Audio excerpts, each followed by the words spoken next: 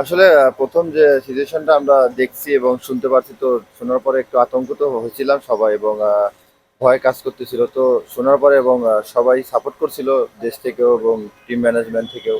তো বিসিবি থেকে অনেক খোঁজ খবর নিচ্ছে আমাদের সব সময়, এবং পিসিবি এবং পিএসএল টিম থেকে অনেক খোঁজ খবর নিচ্ছে যে আমরা ভালো আছি কিনা। তো এই আর কি। ঋষাদ, ফ্যামিলির সাথে কথা হচ্ছিল কিনা, মানে বাসা তারা কি বলছিল?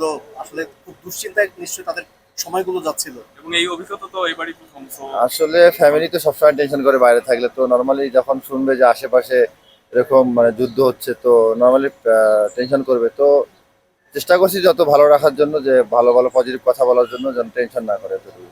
নাহিদ রানা ছিলেন একটু তরুণ, আপনি তাকে কিভাবে হেল্প করেছেন মানুষকে? না, স্বাভাবিক না, জানে একটু ঘাবড়ে গেছে এবং একটু চুপচাপ ছিল। আমি চেষ্টা করছি যে ওকে কিভাবে, মানে ওকে বলছি যে টেনশনে কিছু না, আমরা দুজন আছি, আল্লাহ তো আছে, সমস্যা নেই ইনশাল্লাহ। আপনার টিমের বাকি সদস্যরা যারা ছিলেন তাদের একটু মানসিক অবস্থা, যারা ফরেন থেকে যারা ছিলেন তারা আসলে আমাদের যারা ফরেন ছিল ওরা অনেক মানে ডিপ্রেশনে পড়ে গেছিল, যে ওরা কেমনে যাবে, কি করবে না করবে। তো আমরা সবাই একসাথে বসে গল্প করতেছিলাম যে ওরা অনেক মানে মানসিকভাবে অনেক ডাউন ছিল, যে ওরা। ঋষাদ ভাই, শেষ করে আসার পর শুনেছেন যে ওখানে একটা ঘটনা ঘটেছে, এটা শোনার পর কেমন লাগছে যে আপনি আসলে মানে আমরা ফ্লাইট টেক অফ করার 20 মিনিট পরে ওইখানে আমার এয়ারপোর্টে একটা মিসাইল পড়ছে।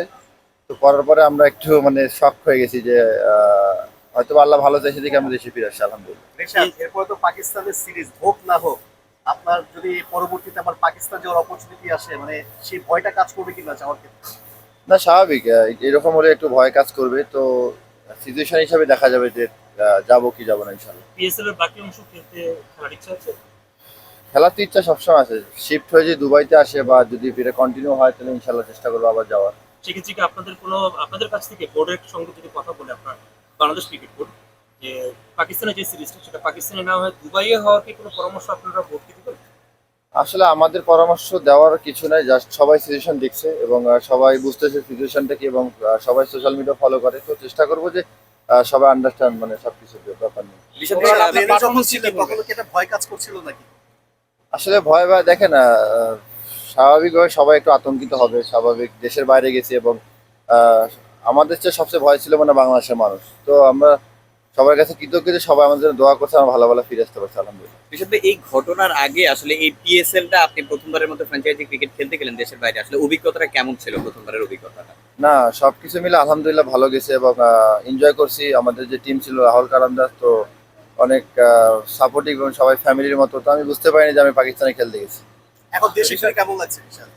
দেশে ফিরে ভালো লাগছে, আলহামদুলিল্লাহ। যে দুই সাংবাদিক সাথে ছিল, সেই দুই সাংবাদিকের সঙ্গে যখন কথাবার্তা হয়েছিল, তারা কি ফিল করেছিল, যে কতটুকু অভিজ্ঞতা তারা আপনাদের সঙ্গে share করবে? না, আসলে ওই সাংবাদিক দুই ভাই যখন রাওয়ালপিন্ডিতে ছিল, পাশে যখন একটা ড্রোন হামলা হয়েছে, তো ওরা অনেক আতঙ্কিত হয়েছিল।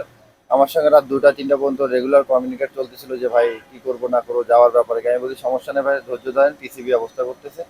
এবং পিসিবি আলহামদুলিল্লাহ 8 ঘন্টা মিটিং করছে। 8 ঘন্টা মিটিং করার পর ডিসিশন নিচ্ছে যে আমাদের বিদেশি প্লেয়ার এবং আহ, দুজন জার্নালিস্ট এবং আমাদের সবাইকে সেফলি দেশে পৌঁছে। এবং এর কাছে পিসিবি এবং বিসিবি দুজনের কমিউনিকেট অনেক ভালো ছিল।